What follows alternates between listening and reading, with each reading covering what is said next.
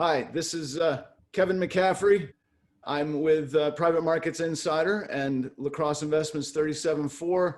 I'm also your host today, and I thank you for joining us. Hello and welcome. So here we are. It's October, the scariest month of the year. So what's so scary, you ask? Well, there's Halloween, I suppose, and there could be another October surprise before the election. And who knows what else could happen. I mean, it is 2020. No one has real expectations here, but let's keep in mind that fear is an important aspect of investing. Fear creates opportunity. Fear is about risk, and we're all essentially risk managers in this business.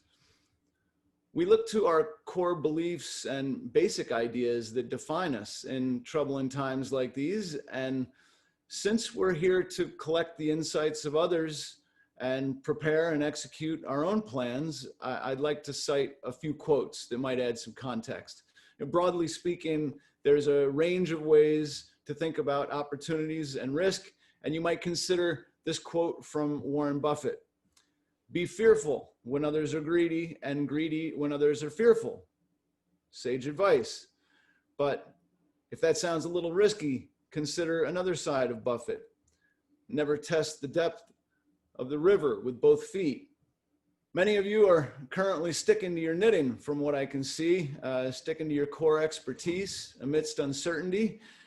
And to that, Buffett once said, risk comes from not knowing what you're doing. Okay, so I'm interested to hear how our speakers are finding opportunities, doing their diligence, and managing risk today. When we see tragedies in our investments or in life, it's considered wise to ask a couple of basic questions. And if you'll allow me just one more quote, Bill Gates recently suggested asking, who else has been through this, and what else can we learn from them? Well, that's exactly why we're here as a community. We can gain valuable insights from private markets insiders. And that's what we're trying to do here today with what I consider my 3 C's, which is content, contacts, and community.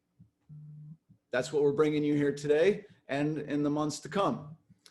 So with that, I have a few quick program notes as we review the agenda here that we'll be running through. You should see on your screen, the first program note here, I should say, is the following presentation is for informational purposes only. None of the information shared or the opinions given are to be construed as an offer to buy or sell a security. If you have any questions for the speakers during the program, please use the Q&A feature. We'll answer as many questions as we can during this webinar, and we'll follow up afterward to answer any remaining questions and to have conversations where appropriate. I'll take down this agenda now, but these and more details on speakers are available on the website for Private Markets Insider. And now I'd like to introduce Patrick J. Haynes III. He's the CEO of Thurston Group and is a webinar chair here. I'm also obliged to note that they're a client of Lacrosse Investments 37.4, which is also a webinar chair and supporter here today. I'd actually just like to thank both of them for their support and expertise here. Patrick will be presenting background on some deal sourcing insights, and not only for his fund, but for co-investments available in the healthcare services space, where his team has extensive experience over decades. As background, Mr. Haynes has over 40 years of experience analyzing investment opportunities, arranging capital structures, negotiating debt financings, and advising the boards of directors for portfolio companies. Currently, he serves on the board for Smiles Dental and several other companies listed on his website. Pat started his business career with Merrill Lynch and then moved on to Lehman Brothers as an investment banker. In addition to his work with Thurston, he's active in a number of civic and charitable causes and has served on the executive committees of the Marine Corps Law Enforcement Foundation and the University of Chicago Brain Research Foundation. And with that, Mr. Haynes, I know you have a few slides to share on the screen now. You can go ahead and do so, and I'll remind the audience to write in with any questions, and we can address those in a few minutes. So Pat, please feel free to take it away. All right, thanks, Kevin, for setting this up. I appreciate it. So Thurston Group's been around since 1986. Started out as an advisory company when I left LeMoine. Basically had one or two clients, major family investors in the Chicago area, and decided to branch out, bought a small business, ran it, fixed it, and sold it for a profit. So we were very early in the, for lack of a better expression, the roll-up game. Telecommunications in the 90s was an area that we focused in on and had some success. And then we got involved with internet security, wireless billing, medical record retrieval, and then we got, in 2013, migrated over to healthcare services, primarily provider-oriented healthcare. And our theme is a little bit different. And you know, we financed a lot of these internally, and then we always partnered with major private equity firms. People like Ares and Abry and partnered with Deloitte and Touche and their partnership as investors. And we started seeding private equity firms, at least Thurston did. And we have some investments with Riverglade and some other these new funds. And a couple of years ago, we put together a small fund, which basically my family took half of, and went about our business. Our differentiation is pretty stark. We actually do the work ourselves. We try and understand the economic trends in the industries, what the situations may be in terms of the roll-up possibilities, and we don't get involved with auctions. So we create our own product. And a case example will be Smile Doctors, which we can talk about here. And I'm proud to say we actually closed 2 deals in COVID.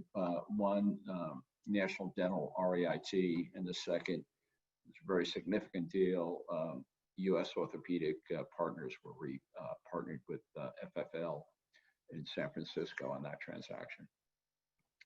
But Smile Doctors may be a good way of kind of showing how we do things.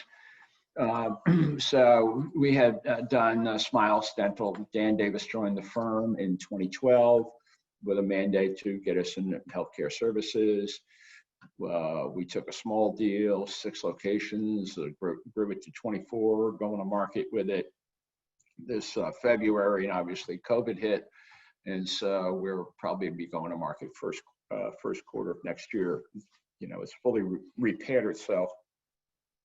But Smile Doctors was the next deal we did. So I have a home in Savannah, ran across a fantastic orthodontist by the name of Dana Fender. The younger guy, built a great business, had a partner of his in Texas, at least a colleague, Scott Law. And they approached me about putting together a major organization. And we started out with 6 locations. We were the initial investors, brought in another investor group, took it from 6 locations to 108 in 24 months, and had a liquidity event with Linden. So the key marks to all this is we build the infrastructure. I think we're known for that. We're really good at integrating. We roll up our sleeves and we create our own product. And that generates superior returns. And we've done this serially. So we focused in on dental.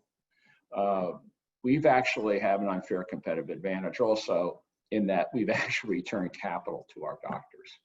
So our philosophy is alignment of interests. We want everybody pulling the same oar. We sell the equity concept. If the particular practice doesn't believe in equity, then we really don't have a lot in common. We don't waste time. And so we're referenceable. And, so the Smile Doctors folks are happy with what we did. We did another small general dentistry platform called Pinnacle, same concept, returned in less than a year, close to 2.2 to 1 return to the doctor. So part of our presentation is our ability to take these equities and convert them into cash at a higher level than they were acquired at. And we've done it in oral surgery with U.S. Oral Surgery Partners, run rate $180 million platform based in Irving, Texas, which is a Dallas suburb. We did that with Riverglade. We have U.S. Endodontic Partners, which will be a $80 million business at the end of this year.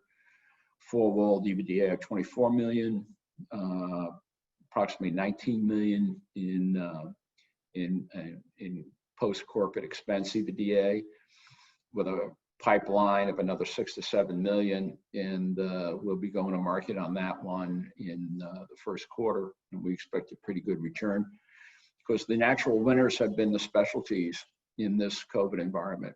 In endodontics, low point was 72% of budget. That was for 1 week.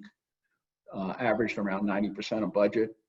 Year-over-year comparisons were higher, and end up about 108% of budget this year. And like I said, we'd like to roll up our sleeves and create our own product. And so we have a number of different things in the pipeline as we move forward. We have definitely an add-on investment in U.S. orthopedics. That's rocket fuel. A lot of people question why FFL and us closed during COVID. And what we did is we had an agreement in place with Thurston negotiated. We found this property, negotiated the price, had a price adjustment because of COVID.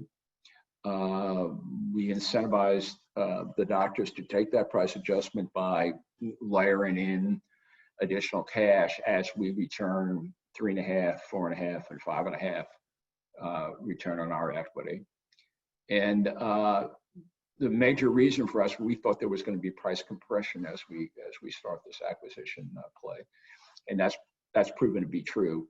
We think it's fleeting, maybe a year or so, but we think we're going to build a pretty significant base, and this fund will have an opportunity to co-invest with FFL on the same basis that they invest their money. We have another platform called E78 Partners.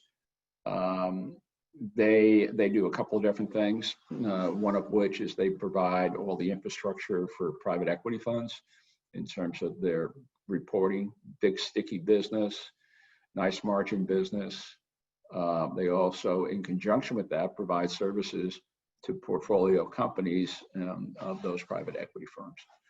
And then we have a couple of general dentistry platforms that we're working on, one in the Southwest, which we're high on, and then a larger one that is more of a national footprint. So, just we think that the general dentistry market is going to be a little choppy in here, because of some of the disruptions. We look at, for the first time ever, large private equity firms are walking away from some of these general dentistry platforms, giving them back to the lender. We think that will sort itself out, but there's no question that the trends for general dentistry roll-ups is going to continue as we have these economic disruptions, as the new doctors can't afford to, recent graduates can't afford to invest in practices. And the risk quotient with another COVID situation is appealing for them to work at bigger companies. So long-term, very bullish on the general dentistry market. Short-term, going to be a little choppy. You're going to see some price compression, multiple compression, and we think that's an opportunity. So it's kind of our story. Dan, you have anything to add? I think that covers it with what is put together in the slides. Yeah. This is a record for me, 5 minutes. I usually speak a little bit longer, but. Yes, and thank you for that.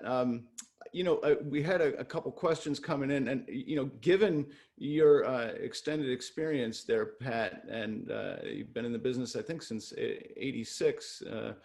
So how do you see this cycle being different from other cycles that you've seen? It's a great question. The financial crisis in '08. So actually, this is my 7th black swan event, all right, in my career. This one is tough to handicap at this point. You got a lot of political stuff going on. This was not an excess of debt, a contraction in the economy. This was a medical situation which really shut it down. And, I don't know if the Wednesday after the election, things kind of start to crystallize in terms of normalcy. But what we see is a kind of a geographical issue where our focus has always been Southwest, Southeast for a lot of different reasons: regulatory issues, growth issues, tax issues, as opposed to the Northeast. I don't think we're smart enough to compete with all the bright people in New York trying to buy practices and trying to do deals. So I think you have a regional rotation. I mean, clearly, we're in Georgia. We are back to normal on a general dentistry practice. In endodontics, we're back to normal. Oral surgery, we're back to normal. But a lot has to do with the regions we're in and the economic and political outlook in those regions. So I think it's going to be bifurcated here. It's tough to have a national outlook, I think, at this point. Sure. Well, thank you. And I think we might have time for one more question here before we move into our panel. And Dan, either you or Pat could comment, but Dan, I think you're more focused on some of the deal sourcing, and I'm seeing questions about what you're doing for deal sourcing with limited travel in today's environment. How are you reacting to that? Sure. So, I mean, the majority, if we take a look from even 2013 to where we are today, with the way we've built our 6 dental platforms and going into orthopedic surgery, all of our deal sourcing, for the majority of it, has come from our clinical partners. So they're the ones, it's a great vetting source for us. We deal with high quality entrepreneurial doctors that help us build our pipeline and actually help us build our platforms. So if you look at Smile Doctors, that led into U.S. oral surgery, which led into U.S. endodontics. And each one of these doctors have, in one way or the other, connected with each other to be part of the Thurston platform. And we're doing the same thing today with the add-on. So it's all about being referenceable, with choosing the best partners clinically, and we're handling the back office of it. I think it's important to note, too, if you take a look at the platforms that we've invested in with our partners, we have a lot of young blood and clinicians in our practices. Our average age of our doctors across the board is around 44 years old. So they're very interested in the equity component, being part of the team, being part of the platform, and having different, what we call bites of the apple, unleashing of equity with us. So that's a main part of our sourcing, is being referenceable and dealing with good doctors. Great, thank you. And I think it's time we move into our panel discussion, but thank you very much for the presentation and the insights and answers to the questions.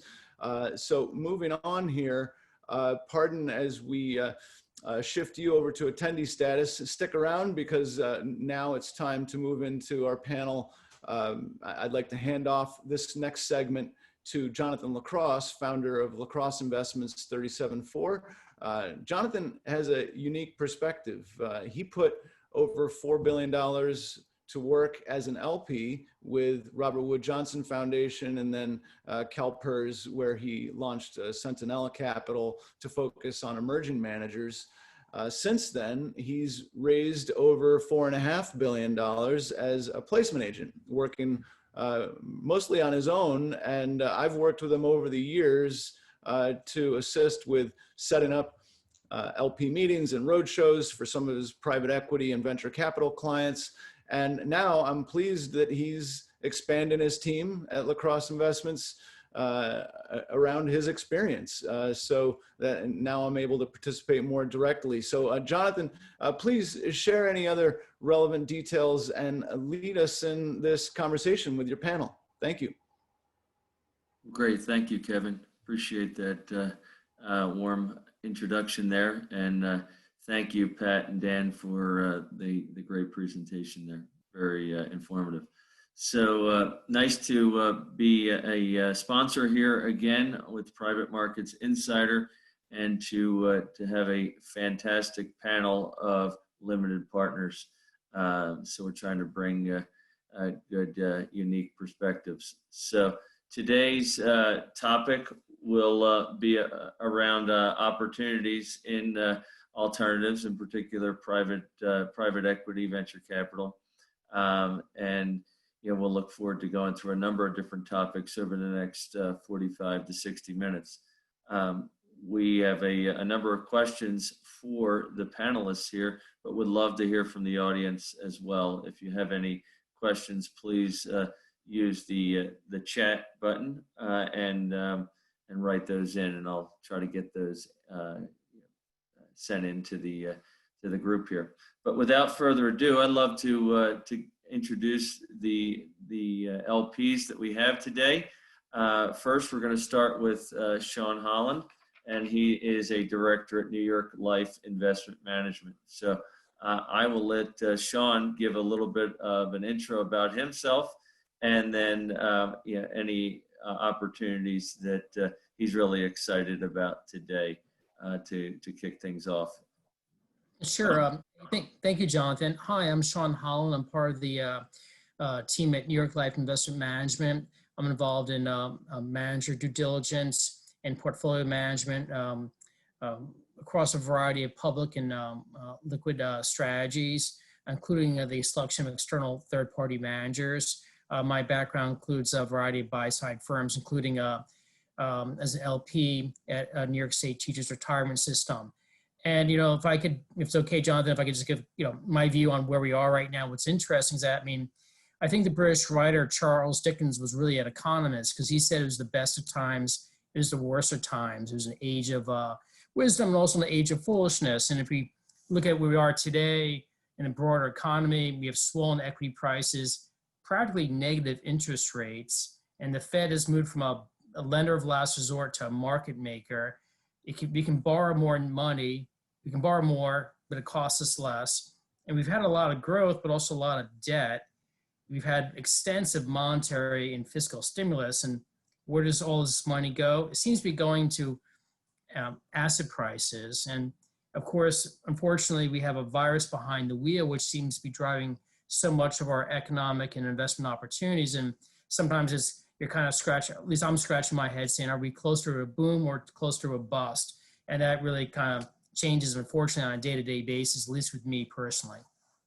Thanks, Sean. Thanks for that view. Let's move to our next panelist, Dan LeMoine. He's a principal at Brooke Private Equity Associates. Dan, you can introduce yourself and also talk about investment opportunities that you're excited about in this market. Hi, Jonathan. Appreciate getting the opportunity to speak today, and thanks for that introduction. My name is Dan LeMoine from BPEA Private Equity. BPA is a Boston-based private equity firm focused on the lower middle market, buyout and growth investment opportunities. We invest in sector-focused managers and invest directly in companies in our areas of expertise where we can add value to generate superior returns for our clients and limited partners. We focus primarily on healthcare, business services, which would include software, niche industrial, as well as consumer. So we've been around for 18 years now. I've been at the firm for 13 years, focused now, having done quite a bit of everything along the way, but focusing now primarily on direct investing at our, and what we're looking to now are that gets us excited in the market. And Sean had a lot of great points things that he mentioned there and the uncertainties, and are we going from boom to bust? We don't know, but to bridge that gap, we're focused on the things that we know are going to be tried and true throughout. And those are areas that we've strategically focused on historically, and we're going to continue to, that are not cyclically, generally not cyclically impacted, with lower levels of debt, if any debt at all.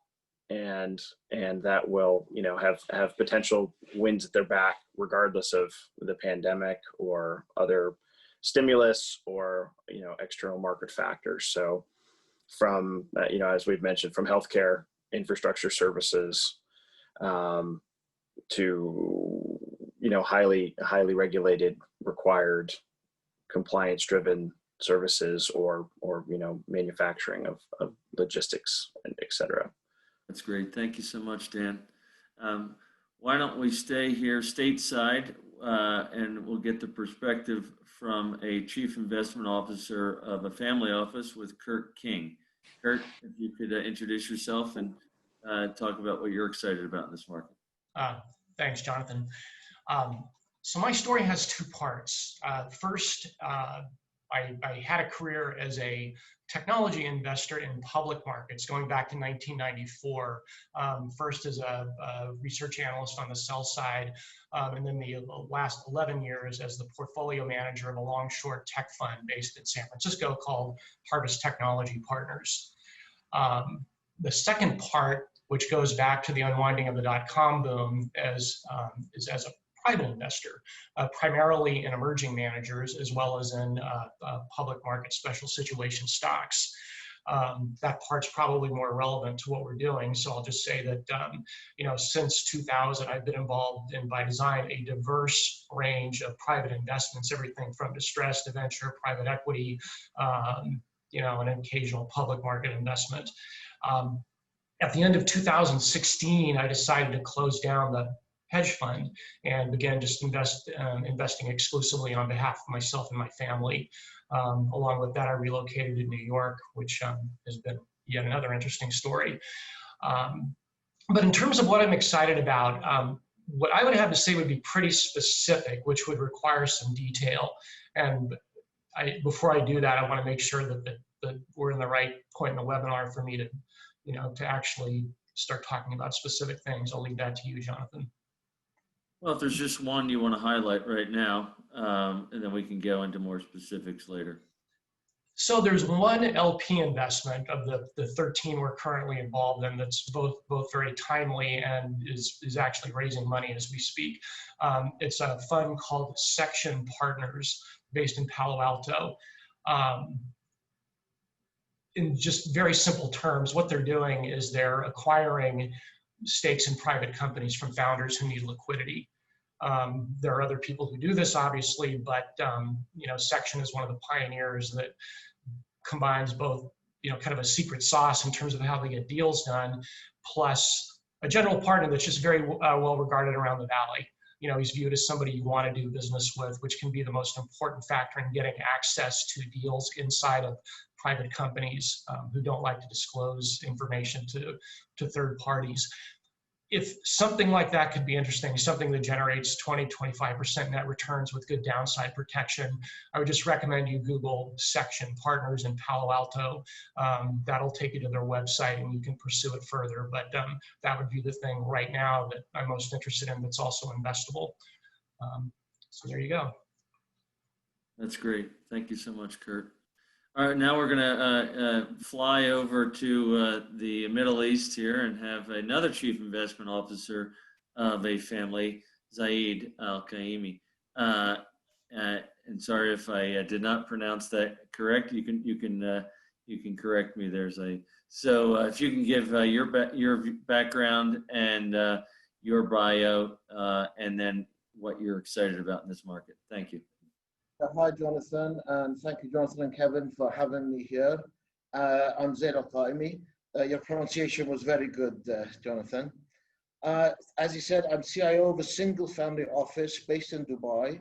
We run a global mandate across all asset classes, adopting an opportunistic and agnostic approach to investing. We target 50-50 for liquids and illiquids, And on the illiquid side, we're very active in private equity and venture capital.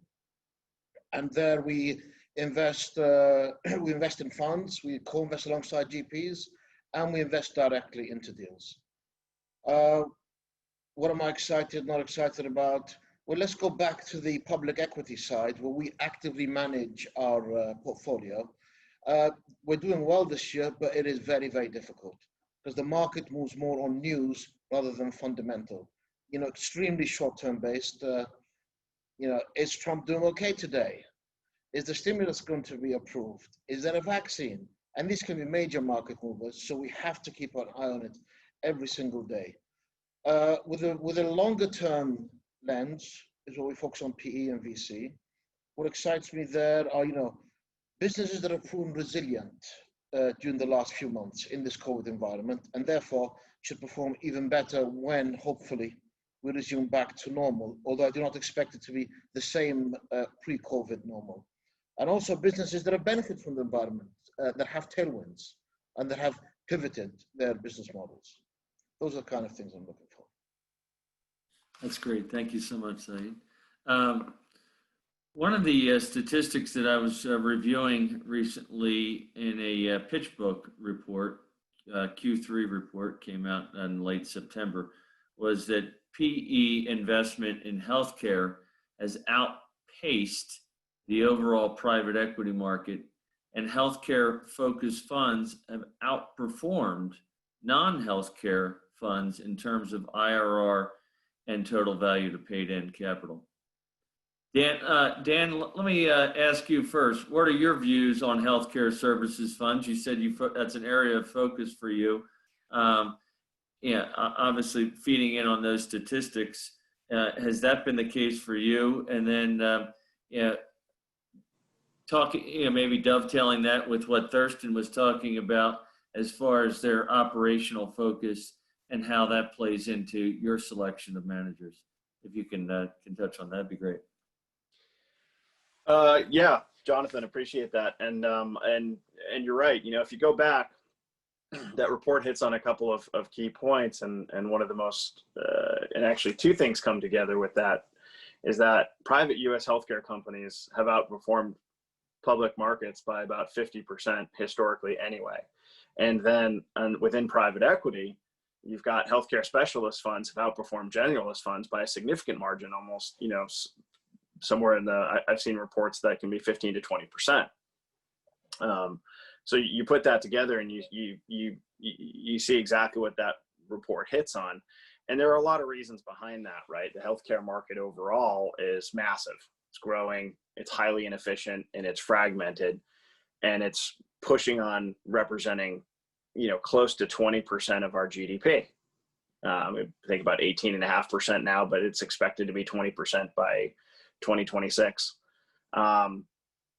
With a lot of underlying factors there, with growing aging population, you've got increasing incidence of patients with chronic conditions, you've got high incidence of obesity, fee-for-service reimbursement models, ineffective care management, et cetera, et cetera. There's a whole myriad of things that are driving this amount of spend and inefficiency, and a whole host of groups that are doing very well in the service side of it, going after, you know, what I call the trifecta of healthcare problems. That's cost, quality, and access of care. And those are the real things to tackle to get, you know, to the root of some of these problems. And to do that, you know, we focus on the highly fragmented areas, places where we want to increase utilization of technology, areas of regulation, and then outsourcing of non-core business functions. So where I think those are where the opportunities to tackle those three problems, those three major issues, and backing groups that you partner with to do so, similar to, you know, what Thurston mentioned, you know, partnering with groups like Riverglade and working on roll-up platforms and integrating are all, you know, strong areas of focus to do so, and to consolidate the market and to, you know, bring those efficiencies gained from integration, and really trying to control the Wild West in some way, shape, or form is how you're going to do that. and really bringing those, being a value-added partner to the groups you're going to partner with and that are like-minded and focused on that area. But and when I mentioned those like-minded partners, those are people who do, you really are going to see the outperformers here be those who are focused on healthcare. And this is what they do. Like Thurston, they've narrowed in a specific slot, and when they're doing something with a partner, like these are partners that focus on healthcare, because it's gotten to the point, as I mentioned, where it's so big and so hairy out there that you really need specialists to navigate these waters and to really hit those three major trifecta cost problem areas and affect improvement and drive superior returns doing so, because there can be a lot of pitfalls along the way. Yeah, excellent perspectives, Dan. I don't know if any of the other panelists want to chime in about the PitchBook article or their views on healthcare services funds within private equity. If not, we'll go to the next question. Sean, let's go to you. As far as what your biggest challenge is today and what solutions you can provide as we think about talking to the audience here. Yeah, sure. Basically, we need to stay invested. So we're always keeping open-minded for new opportunities. It is a bit challenging because this virus seems to be driving so much of our economy and investment opportunities. It's a little bit of a head scratcher at times. At the same time, we need to keep an eye on our existing investments. That requires more work. You need to be more proactive. We can't wait for a phone call from the fund manager, but rather having quarterly calls and maybe even monthly calls for those who do co-investments or direct deals. I think monthly checkups are probably more appropriate depending upon the vertical your direct deals in.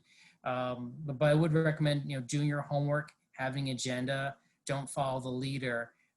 Otherwise, the portfolio manager may take you down a path, and at the end of the call, your questions or concerns that you may have or you want to communicate to your investment committee are not going to be answered. So I would encourage people to be keeping open-minded for new opportunities, but at the same time, really keep an eye on what's in your existing portfolio today. That's great. Zaid, do you also want to comment on that regarding challenges as a global investor and any solutions that you can provide? Well, I think the key challenge for us is being grounded, because we used to be on a plane 2 weeks every month. We've got an extended global network, and that's providing us with a lot of deal flow. We still have the deal flow, but the problem is not being able to meet with either GPs or founders and management teams of companies, because we view every investment we do as a relationship that's probably going to last at least 10 years. So we want to see what the chemistry is like, how people handle being challenged on their business model and certain questions, particularly as they're going to face challenges throughout the development of their company. And you can get so much from a Zoom call, but I think it's limited. So that is the biggest challenge for us. It's been easier for us to re-up in funds, even emerging manager funds that we were in Fund 1, because we've been with them for like 2-3 years already. We know the people, or into well-known names. That's very easy. Investing into new strategies of very well-known names, also quite easy. Or where we've met the people before COVID started for direct deals, and we continue the conversations. For new ones, we're not saying no, but we're raising the bar much higher, having a lot more meeting and taking more time, and trying to get additional external validation points. Very helpful. Thank you. Kurt, anything else to add to that question? I mentioned that I'm focused on emerging managers, at least for most of what we do. Process is kind of at a standstill right now, both for the reasons you've already heard about inability to have in-person meetings, but also because deal flow tends to be through informal channels. I have not found a systematic way of finding emerging managers other than working the network, meeting people face to face, going to events, and basically tapping into other smart people. That's become very difficult to do in the world of Zoom as opposed to in-person contact. So for now, I'm basically just contenting myself to focus on existing investments and public market opportunities. Thank you for your views there. Dan, let's turn to you, and I want to discuss an article that was in the Wall Street Journal today, and it's about the Texas Municipal Retirement System just allocated $400 million for co-investments, and they have decided to allocate that to HarborVest, one of your Boston competitors, I guess. So I guess they're giving them $100 million a year to do co-invest with their existing managers. Maybe you can talk a little bit about your views on co-investments and what you're looking for in today's environment with regards to co-invest. Will you look at a co-investment in conjunction or a staple with a new manager, or do you need to do a co-invest before a fund investment? If you could touch on just overall views on co-invest, and then staples and where you're at today. Yeah, I'm happy to do so. And to echo, what's been said previously, I think with the fund environment slowing down considerably, especially in emerging managers, which is a strong area of where we focus as well, I think that's increased for us, that has increased our focus on direct investing and co-investing. And it's to do just that. It's, that is a very good way for us to do a deal and get to know somebody and see how they operate, who may have been trying to raise a fund prior to the pandemic, or maybe, thinking of raising a fund in the future. And that's something we definitely look to do. And whether it's simultaneous, which is generally not as common right now, or if it's a pre-fund deal, that's we keep them separate. We underwrite the fund and the deal separately, but there's an increased eye to that, and that's because it's a shorter duration investment than a fund commitment. As when you're going to do a fund, that could be 10 to 12 years, that you're a partner, and you really need to know somebody. And we haven't been making co-investments we've been making fund commitments with groups that we really didn't know before the pandemic. And yeah, pencils went down for a while, but now they're coming back, but it's still groups you've met and seen. It hasn't been a, really complete fresh start. Not that that's impossible, but just the effort there. And so you can really get to see how somebody operates from on the direct environment, and that's a different underwriting process. And you can see where it's a lot more focused on the market that the direct is going to be exposed to, that you can underwrite to, you can understand it. It's easier to wrap your head around and align the investment with your portfolio as well as whomever you're coming together with.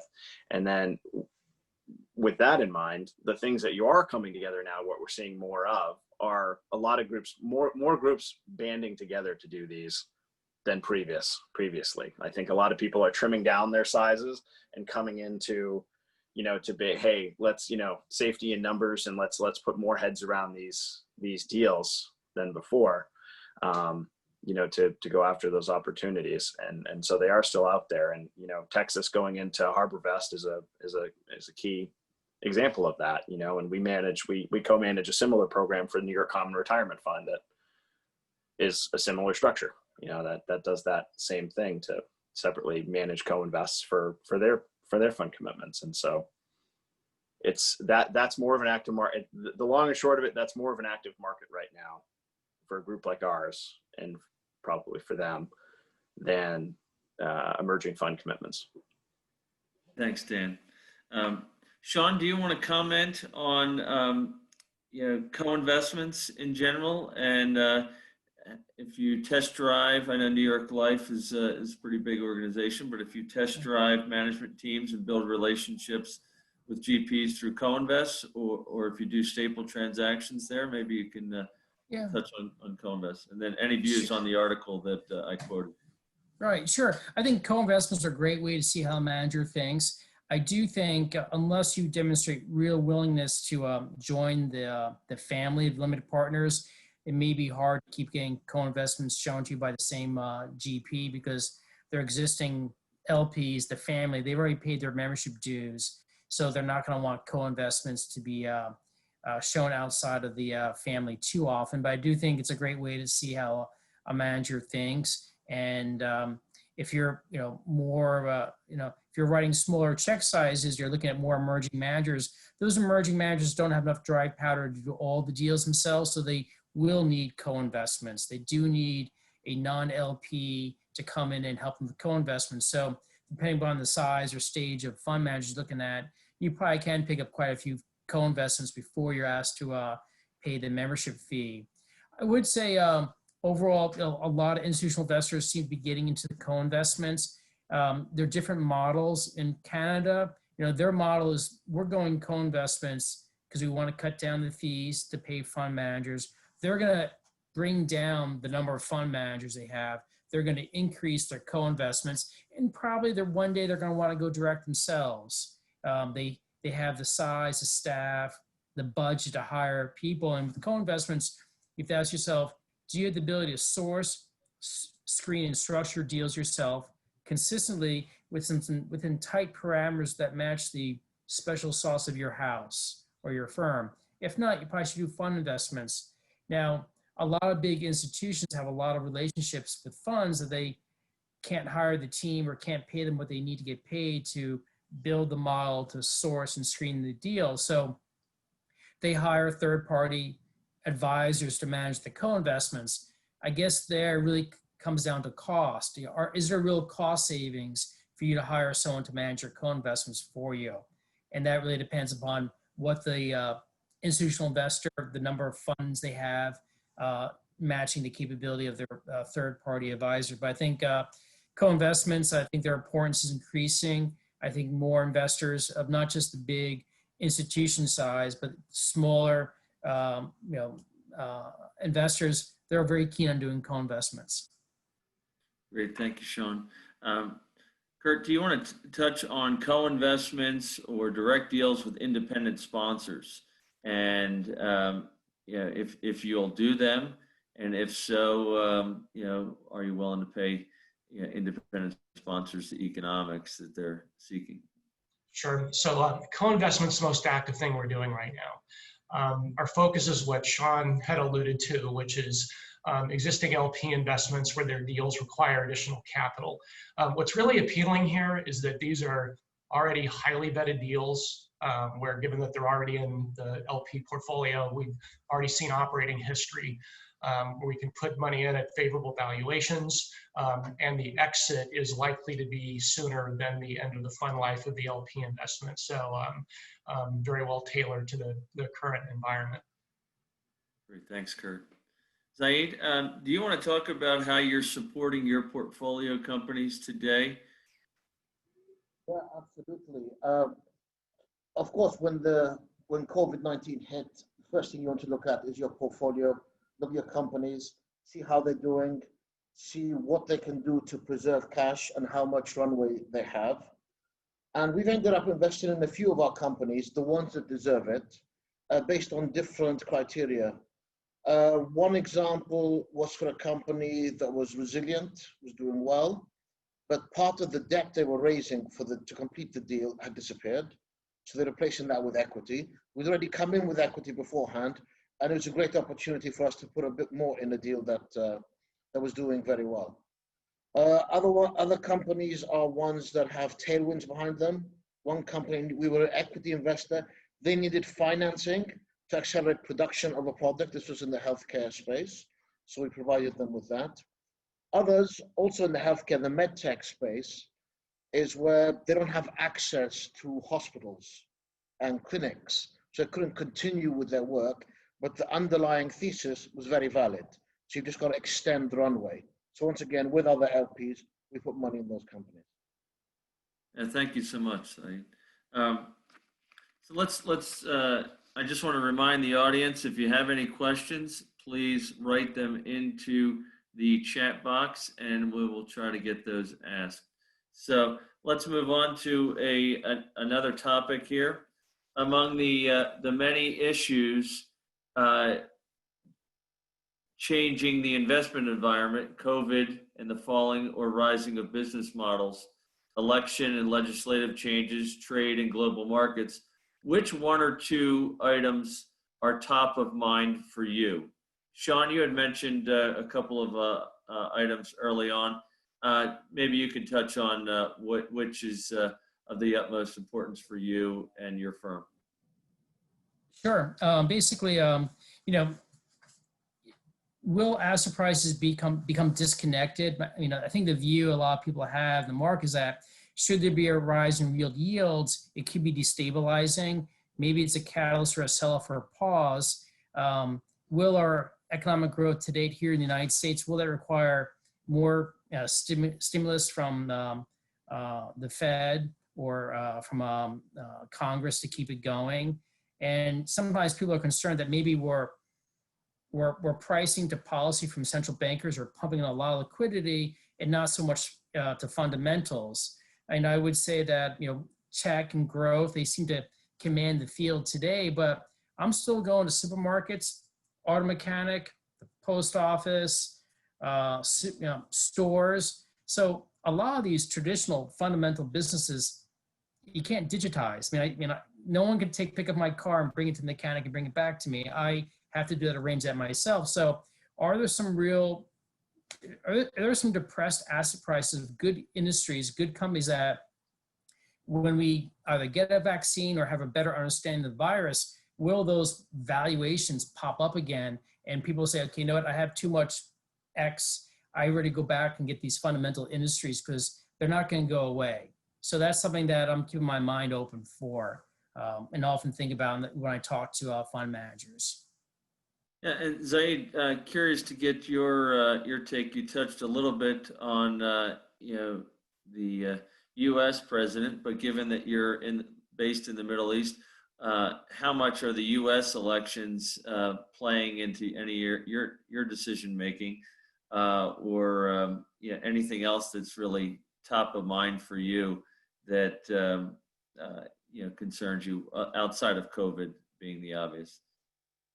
Okay, well, I'm still going to answer my first answer, is trying to work out what the new environment will be post-COVID. That's very important because I don't think we're going to get back to the same level as before. So post-COVID, what's the new environment? Because I don't think we're going to see the same number of people going back to offices. Cities might be, I don't want to say restructured, but repurposed over the mid to long term. When I talked about the presidency and what's happening in the States, that's more to do with short-term volatility in the equity markets, which I expect to continue leading up to the election. Over next year, things point to a good year for the market. So let's see.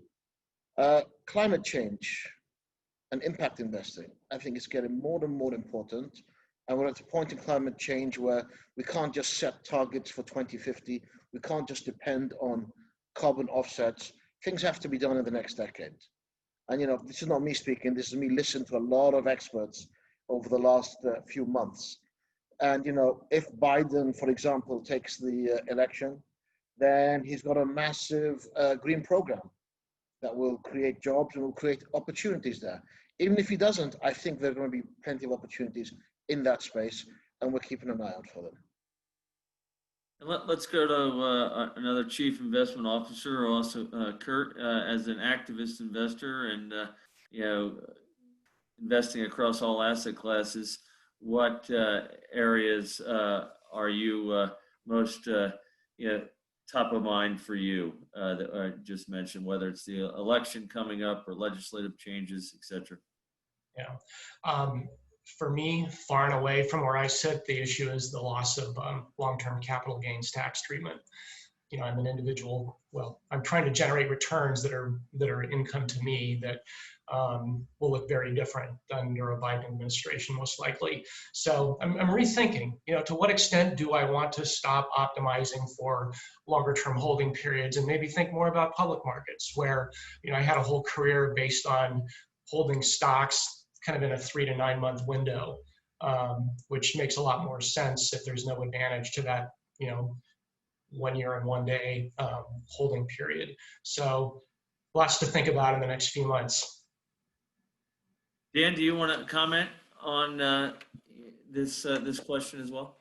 There's been some great perspectives on the macros out there, and I wish I had a crystal ball that was any more clear than anybody else's, but I don't. But when I look at what I'm concerned about right now, it's still obviously pandemic driven, and it's geography by geography, and really down to the fundamentals of the businesses that we're invested in, the fund managers we're invested in, and those, having seen so many different reactions across the United States without a universal front or a universal plan, certain investments have been impacted so severely by regulation around, response to COVID, and have been affected severely by COVID directly. Just some areas more than others. So businesses by businesses are just geographically been impacted. So I'm really keenly focused on that, because I think that's going to, regardless of political change coming down the road, I think that's going to still be the focus for much longer than people think. Driving through predominantly at least another, year plus of what's going on. So there's a lot of operating time here for these businesses to be impacted. So it's hard to get ahead of myself with that, but. Great, well, thank you. Dan, let's stick with you for one other question. I know you're a social guy and you like to get out there to a lot of different events. How are you adapting to limited networking events? Conferences like Kevin used to put on with partners. Yeah. How are you using new tech tools or your network through LinkedIn or other channels to stay informed as a active investor? Yeah, and we've been hitting a lot of, and that's just it. I like to be social. I think that's a great way to get to know people, and we should keep continuing to meet people. And I'm very much looking forward to getting back in the conference saddle and seeing people again and having conversations and shaking hands, etc. But that's one leg of the stool. At BPA we kind of look at it like there's 4 legs there. There's your existing manager network, there's your extended network, there's technological research, and then there is outgoing effort via conferences and networking events of like you've mentioned. So we've basically cut one leg of the stool off altogether. So that's made considerable amount of effort being focused on the other ones. So we've really had to increase our discipline, our caution, and then really making sure that that we're going out there to relentlessly drive deal flow here and manager meetings and utilizing all those other areas via technological improvements and more access to PitchBook or Cap IQ and more network outreach and that's working. I mean, that is working, and I think that will position us for when we come out of this in a better way. Having done considerable, more focus on those channels, but the funnel continually needs to be refilled, and those get to a point where it's tough. It's tough to, as been mentioned throughout this conversation, to really feel comfortable in these relationships just using those channels without that fourth leg of the stool. So I do think that needs to come back to really get people much more active and much more comfortable in the rates of investment. I mean, especially when it comes to fund investing. Very helpful. Zaid, do you want to also comment on that, since you're not able to really travel here to the U.S. or elsewhere, and how you're really adapting to limited networking events and using these types of webinars to stay informed? Honestly, networking events and the conferences have not been limited. We have been absolutely bombarded with information and meetings since the first day of the lockdown. Our GPs, they've thrown so many webinars, so many updates. First updates on triaging of the companies under the portfolio from low risk to medium to high risk, and then updates on those, on education sessions. And now we're in the conference season. I mean, before this, I had a few hours on a PE and venture capital summit based in London. After this, I've got an annual meeting for one of our GPs based on the West Coast. And we just don't have enough hours in the day to attend everything. The advantages was before we had to divide and conquer between the team where we'd go to events, because physically you can't be in more than one place at the same time. These days we can see something in Asia in the morning, Europe in the afternoon, and the US in the evening. So it makes a bit of havoc with the working hours, but it's a lot more information. Having said all that, I agree with Dan. I'm very social. I believe in relationships, establishing chemistry with other people. And I would, yes, love to get back to the old way. There'll probably be a hybrid model going forward, where you still go attend a lot of events, but be able to attend many virtually as well. Thank you. Hey, Sean, we have a question from the audience here. I'm going to pose it to you. And Kurt, feel free to chime in as well.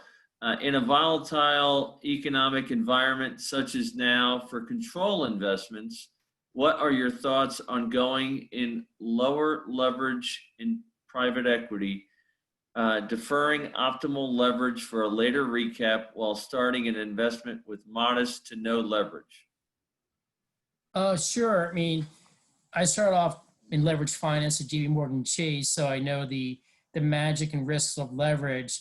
I would say that, less leverage is better than more leverage, but if you're the GP, you're probably going to want to in order to maximize your equity returns, you're going to try to get as much debt for as little money as possible. And I think the bankers are very accommodating these days. So I think even though I like more conservative capital structures, because I think it does help the company weather during the downturns, the GP may want to push for as much leverage as possible. I don't know if you have a voice or vote in the process, but it would be helpful for you to ask the lead investor, well, show us your model when prices, should there be another second or third wave of the virus, or go back and say, show me how you did from January 1st to March 31st, then March 31st to June 30th. I want to see that dip. I want to see that decline, because if you can't make your numbers during that decline over a 3-4 month period, you may not make them over a 12-month period. And I've done that a few times with fund managers now. Say, okay, I want you to go back and show me how you did in the first half of the year. I'm going to compare it how you did a year ago, because I think that might be your new base case scenario. And if you can't make your numbers work at that, at the bottom there, don't show me the peak of the valley, show me the bottom. If you can't run your numbers successfully here, maybe you should dial back on the leverage. Hopefully that's of some help. Kurt, any other perspective on that question? I'm not doing enough directly right now to really add anything to what Sean said, so keep going. Okay. Do want to be mindful of our time here in the last few minutes. I'm going to ask a final question as far as new strategies that you're seeking, and we talked a little bit about this at the beginning, but we're thinking about the next topic for our webinar on November 4th. And, one of the areas that we continue to hear is on the credit side, talking about, leverage.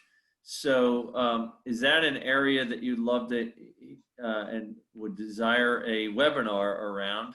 Or what other topics would you love to hear from other LPs or and other investors, other GPs that you want to get intelligent on, that we should discuss the day after the election here in the U.S.? If I can start, I think that's a very good idea on credit. We've been actively looking at credit during this period. One of the new strategies we deployed money into was special situation. to look at how the distressed businesses that are coming up and might recover and the better prices you can get on that. We're also looking at put money towards a CLO strategy managed by an external manager and the great entry prices that we're finding.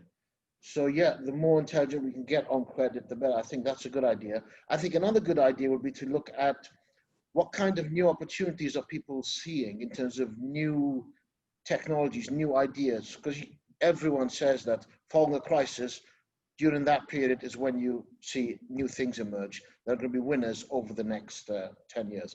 Maybe not immediately, but maybe in the first year or two. So it'll be interesting to see what people are seeing. Yeah, Jonathan, go ahead. Go Sean. ahead, Kurt. Oh, thanks. I'd say definitely private credit keeps growing. I think that'd be interesting, a topic of great interest to your viewers.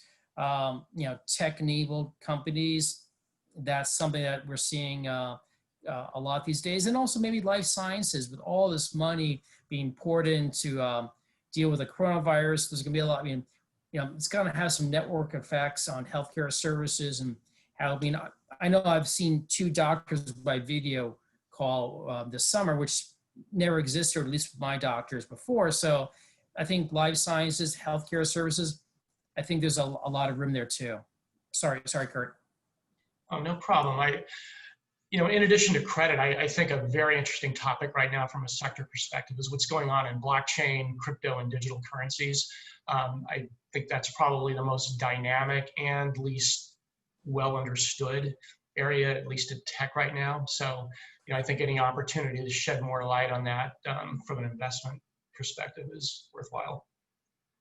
Yeah, the only thing I'd add would be what I'm seeing a lot of is the accelerated shift from offline to online, in retail specific categories. The Amazons aside, but obviously those included, but specific retailers and how they've been affected and where that opportunity lies, because I don't think that shift is going to go back the other way nearly as far as it was before this time. Great, thank you. And any interest in the real asset, whether it be real estate, multifamily, industrial, infrastructure? I know Dan mentioned some infrastructure services. And as a chief investment officer or family office, any area of interest within real assets? Kurt?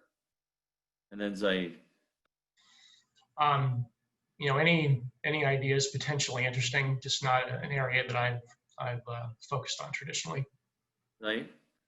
Yeah, we do look at real estate, and we've become more active just over the last year, but we've deliberately paused any real estate investment since the pandemic hit, because we want to see how things are working in this environment, how the assets are performing. So we've delayed that probably towards the end of the year, and I'm probably more interested in green real estate, because one of the biggest contributors to climate change is real estate. So either enabling technologies, which I know there are 1 or 2 funds for that, or people managing a portfolio and repurposing it for that purpose. That's a better word. That's great. Yeah, thank you so much. I guess one final comment. I've been told by Kevin that we have just a couple minutes left. So one final comment from each of the panelists. Dan, maybe we can start with you, and you can give your final thoughts on today's environment and how you're getting comfortable with video calls with managers. And I think we've talked about people who are and who are not allocating in this environment. But as this, Bill Gates, I think I read yesterday, said he doesn't see a wide vaccine until the end of 2021. So how will emerging managers survive if they can't meet with you in person until that time? And will you commit to them over video calls? And will you meet with them eventually here in this environment? Because I know some of our GPs are traveling today, but some LPs are willing to meet with them and some aren't. So maybe just your final thoughts on that. and then we can go to Sean, Zaid, and then Kurt to close it out. Yeah, I'll kick it off and try to be as quick as possible there. I think it'll happen. I think the commitments will be there, and it's just taken a longer amount of time. But everybody's dealing with a new revolution in technology and how to use it, and probably all suffering from Zoom fatigue at the same time. And we're still moving things along, and we're still, we're working harder now than we probably were before to do it, and we're going to continue to do it. So it will happen. And we've gotten 4 direct deals done in this time frame, and we're learning things from getting those done. Two were pre-COVID relationships that continued, and we worked through, and then 2 were brand new. And what we found out of that, out of those processes, was that the actual face-to-face time with management, and the video-to-video face-to-face time with management, with investment leads, with other investment partners within those deals, was actually higher at the end when you tallied everything up at the end of the day and looked at how the diligence process went. And it was longer, but it ended up being more focused in certain aspects because there was more connectivity like we're having right now, and on a stricter cadence to get these things accomplished, to fill in the gaps that you couldn't do and couldn't round out in in-person environments. And so it just took a higher level, to really get there, but you're going to get it done, and you're going to do it. And there's going to be some tweaks around the edges that we're all still figuring out, but those commitments will happen, and the directs will still get done. Great stuff, Dan. Just quickly, I'd say that I'm comfortable with the video conference calls, but I do miss the face-to-face interaction. I do miss the body language and nuances, but I think it's something that we can get through over time. And I do miss the conferences, the networking. There's a nice element of spontaneity with those meetings. However, if you're disciplined with everyone working remotely, you can find time with people. Just be a little more persistent, because with people working remotely, there tends to be more distractions. And I know my world now consists of a screen, so I tend to miss things around me. So, when you reach out to people, either LinkedIn or through a phone call or email, if they don't respond after a week, feel free to respond. And then again, no one's gonna, say you're being a pest. You're just being persistent. And I think people would welcome, engaging with another investment professional about what they're seeing out in the market these days. At the firm, we are still looking at emerging managers, albeit virtually, and we're not taking meetings. And you're right, I do see some people are traveling, and they've tried to come and see us, and we said, no, we're still working at home, not ready to take that risk just yet, if ever before the vaccine, to be honest. And the way we'll get comfortable is, as Dan said, you just spend more time with them, and you set the bar higher. And what I'll also be interested to see in these emerging managers is, like, over this last year, how have they done deals virtually? And how have those companies performed in that period? Kurt, any final thoughts there? Nothing incremental to what I've already said. So, good luck out there. Well, thank you. I want to thank all of our panelists here. Excellent job today, gentlemen. And I don't see any additional questions. So Kevin, turn it back to you. Thank you very much, Jonathan. And again, thank all of you for participating here. An interesting conversation. And there was one other question that came in separately, wondering whether any of you or all of you have, and I guess this ties back to my original introduction around opportunities and risk management. But do you have a process in particular, or a benchmark that you're using to manage risk and to know when you're getting more back to normal? I guess Dan, why don't you start to keep the order? Yeah, sure. Yeah, Kevin, we do. We do have a whole new risk assessment protocol now that we're assessing all of our existing portfolio companies with, and all of our new portfolio companies with, to get to make sure we understand where the current portfolios are and where they're and then where their risks might be and where their challenges are, and what we can potentially do to help, is really the key thing here, to support management, to be active with that, to disseminate information that we're getting from our network, and being a catalyst or a focal point or a hub that can go out to these, and help when management teams and fund sponsors or leads, really don't have the capacity to do so. And so we're utilizing that, and we're assessing everything on a rating score. It's relatively complex, and then we're applying that across the board on new things and existing to make sure that, and then that's an ongoing evaluation and monitoring process. Thank you. And Sean, moving on to you, and I can tell from Dan's comment, this is a broad topic that is, entrenched in everything that you do. So, this could be a whole nother separate webinar, but maybe there's a particular benchmark or change, that has been affected. Sure. One thing from a risk management perspective, say with co-investments or directs, I like to look at the revolving line of credit. Has that been drawn down? Because liquidity is important, especially for smaller companies. And also I want to, say, well, let's assume they did a full drawdown of the revolver today. Will that be another turn or two of leverage? And could the company really handle that? So that's one way, that's a factor I'm looking at more these days. Right. Yeah. Thank you. Leverage and credit has come up a couple of times. Zaid, any comments there? Okay. Pretty much the same. We're looking at the health of the balance sheet, making sure there's not too much debt, looking at the cash flow going forward, stress testing it, and make sure there's enough runway and liquidity to get through any challenging period ahead. Right. Thank you. And Kurt, anything to wrap up? When I was running institutional capital, I would have had a very lengthy answer for you. In my current situation, it just comes down to keeping commitment sizes small and looking at time horizons well beyond when we're likely to see COVID having an impact. That's it.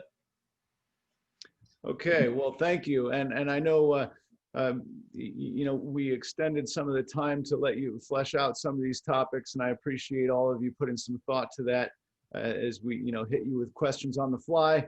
But that pretty much wraps up our agenda for today. And folks, I'd like to thank all of you for joining us on The Box.